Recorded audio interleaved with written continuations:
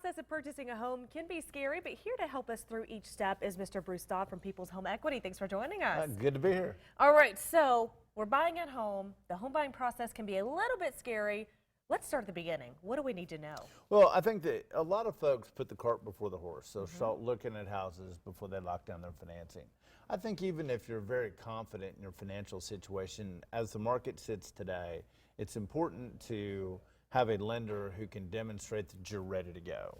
And it's a pretty easy process. You know, with us, it doesn't cost you anything. And so I would just suggest to anybody that you start on the financing side first. All right. And then when you start that process with us, it's not that complicated. I mean, we make lending sound really difficult, but a lot it's not of people that may hard. be worried about what information they need, what documents do they need, but it's not as hard as we maybe think. No, it's not. I mean, a lender basically needs to know three things, and that's really it. They need to know how much money do you make, how much money do you owe, and how much money do you have. That's it. And so how do we determine how much money do you make? Well, for most people, it's a month's worth of pay stubs and a W-2. That's it. If you're a self-employed person, it's a couple years tax returns. So it's not that complicated. For how much money do you have? Well, that's pretty easy, a couple months bank statements. And for how much money you owe, well, we figure that out by pulling your credit. All right, here's the million-dollar question. When is a good time to purchase a home? I think for folks, there used to be times of year that made sense. A lot of people want to time it when kids are out of school, that sort of thing.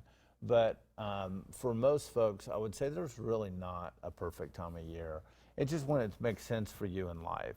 And so part of the way we can help you determine if that makes sense for you in life is to sit down, go through the process, see where you're at, see if there's any impediments. Sometimes folks have some credit things we need to clean up. Often, you know, credit score is a big deal these days. And so we can help you impact your credit score. We can pull reports through the credit bureaus and talk about specific things we can do if we need to bump your scores up a little bit. And sometimes that can take just a few months or, you know, a couple years, but you're going to help us figure out that Sometimes strategy. it can take a couple days. Oh, you know, perfect. In some situations, it's just paying down a credit card a little bit and rescoring your credit. So it's one of those things. And if we need to get people, if people have a little bit more complex credit issues and we need to get somebody to help you clean some things up, we can do that as well. You're going to help us walk Absolutely. through every step of the way. All right, another question. We found a home, you know, we've got our documents to you. How long is this process typically going to take? Most real estate contracts today are written for a 30-day time period. Part of the reason, some of that's related to financing, some of it's related to giving you an opportunity to do your due diligence.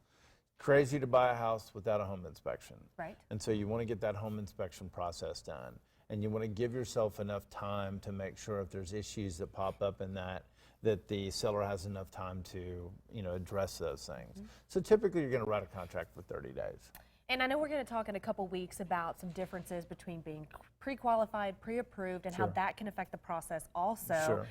Because sometimes that can affect the length of time or if you can even get a home under contract. But you're going to dive into all of that as well. Real quickly, what are some of the benefits of purchasing versus renting? Well, if you're renting a house, you're making a house payment. You're just benefiting somebody else's balance sheet. You're benefiting somebody else's wealth. So if you're paying for housing, it makes sense to be building equity for yourself. There's some tax benefits, but if you look at it today, most people can have a mortgage payment very similar to what they're paying in rent, in a lot of cases less. And Bruce, I know we can get started with you anytime online, but give us that information. You can check us out at Chat Mortgage, CHATT mortgage.com. You can give us a call, 423-591-9801. Come see us, 6650 East Brainerd Road, or we can do a combination of the three. Perfect. We'll talk to you again real soon. Look forward to it.